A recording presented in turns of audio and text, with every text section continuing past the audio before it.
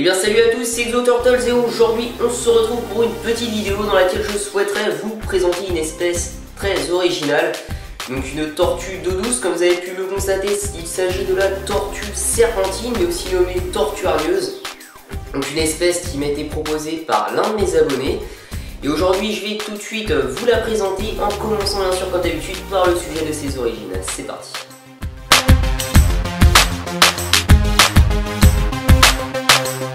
Donc la tortue serpentine est une tortue d'eau douce qui provient d'Amérique du Nord, plus précisément du sud du Canada mais également des États-Unis.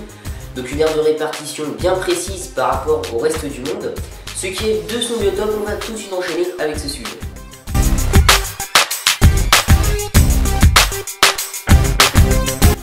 Donc cette espèce de tortue peut vivre dans tout type de milieux aquatiques, donc bien sûr dans des eaux douces. Donc c'est une tortue qui ne présente pas vraiment de difficultés particulières au sein de la diactivité. Ce qui est des températures, bien c'est une tortue qui aura besoin d'une température comprise entre 23 et 28 degrés pour pouvoir vivre convenablement. Et enfin elle aura besoin d'une source d'UV modérée, c'est pour cela qu'il faudra en prévoir si vous souhaitez héberger cette espèce chez vous. On va tout de suite continuer la description de l'espèce par le sujet de ses caractéristiques.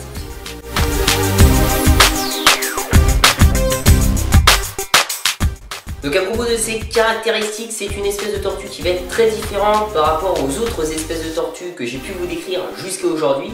Tout d'abord, comme je vous l'ai dit en début de vidéo, c'est une tortue qui est très imposante. Donc à propos de ses caractéristiques, comme vous pouvez le voir à l'image, on va tout de suite commencer par sa carapace. Déjà elle possède une carapace relativement foncée, souvent aux couleurs brunes, mais un peu plus claire au niveau de son plastron. Donc elle ne présente pas vraiment de nuances, que ce soit sur ses écailles ou autre, donc c'est vraiment déjà une couleur unique, elle est uniforme déjà sur sa dossière. Ce qui est de ses parties molles, donc déjà elle possède une mâchoire assez imposante, comme je vous l'ai dit, et elle possède également, donc, à propos de sa mâchoire, une mâchoire très puissante. C'est pour cela qu'elle peut manger de nombreux spécimens. Je reviendrai dessus bien sûr tout à l'heure au sujet de la maintenance. Voilà, donc une mâchoire imposante et assez féroce. Ce qui est de ses pattes, eh bien, elle possède des pattes assez impressionnantes, également des griffes assez puissante, donc qui lui permet bien sûr de grimper aussi sur des zones les plus lisses, etc. Enfin, ce qui est de sa queue, eh bien, elle possède une queue sur laquelle il va y avoir des écailles remontées, donc ce qui est assez original, puisque ça va bien sûr nous faire penser un peu comme dans les mythologies ou autres, ce qu'on a pu nous raconter dans des histoires sur le Moyen-Âge. Donc à propos des dragons, c'est vrai que c'est une tortue qui a une particularité à avoir sur sa queue des écailles qui font penser souvent à une queue de dragon ou autre. Enfin, ce qui est de sa taille, c'est une tortue qui peut mesurer jusqu'à maximum 50 cm, donc c'est quand même une bébête. C'est quand même une tortue, je le redis encore, assez imposante. C'est pour cela que si vous souhaitez l'avoir chez vous et si vous avez bien sûr les autorisations nécessaires pour pouvoir l'élever chez vous, il faudra quand même prévoir de la place. Parce que 50 cm quand même ça prend beaucoup de place pour une tortue. Voilà, donc maintenant on va tout de suite passer à l'avant-dernier sujet de la vidéo qui est bien sûr celui de la maintenance.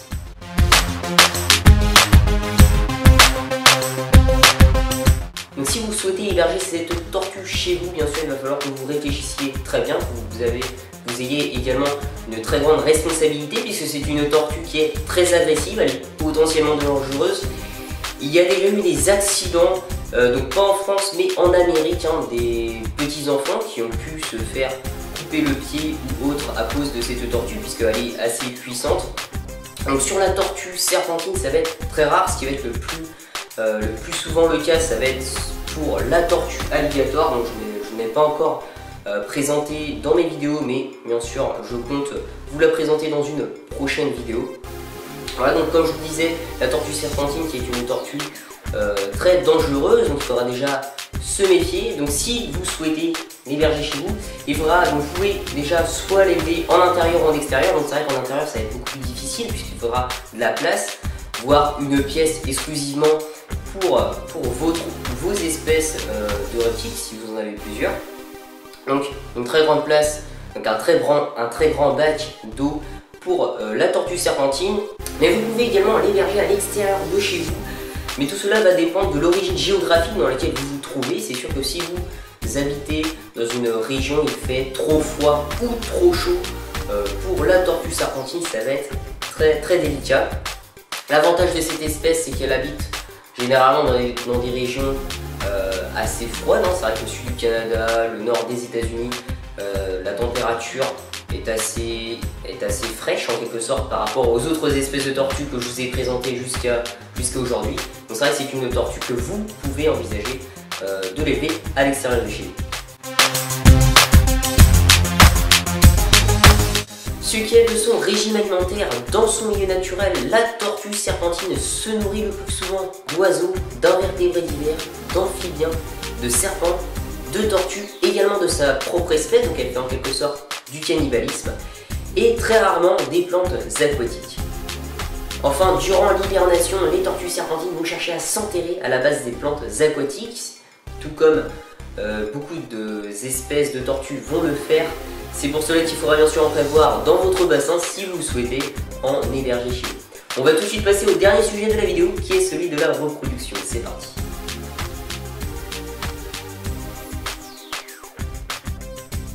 Enfin, à propos de la reproduction, il faudra faire bien sûr très attention à propos des violences que va apporter le mâle aux femelles, puisque le mâle va être très virulent face à la femelle. Il va pouvoir lui apporter de graves blessures. C'est pour cela qu'il faudra faire attention. Mieux vaut avoir un petit mâle avec de grandes femelles qu'un grand mâle avec de petites femelles, puisque les blessures seront bien sûr beaucoup plus impressionnantes si vous avez un mâle assez imposant. Enfin, il va être systématiquement déconseillé de placer plusieurs mâles ensemble, c'est-à-dire de mettre plusieurs mâles dans le même bac, étant donné qu'il va y en avoir un qui va souhaiter être le dominant, et ils vont même aller jusqu'à s'entretuer pour pouvoir être le dominant. C'est pour cela qu'il est systématiquement déconseillé de les mettre ensemble, de mélanger les mâles entre eux. A propos de la ponte, la tortue serpentine va pondre de 20 à 40 œufs, et les œufs vont être entièrement sphériques, donc des œufs très originaux, et ils vont également mesurer de 23 à 33 mm de diamètre, pour un poids compris entre 5 à 15 grammes.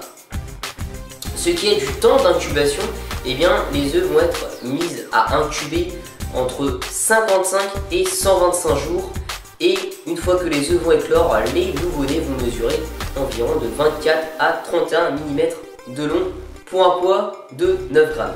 Donc en captivité, les nouveau-nés vont grandir très rapidement s'ils sont élevés en intérieur. En revanche, ils vont grandir très lentement s'ils sont élevés en extérieur.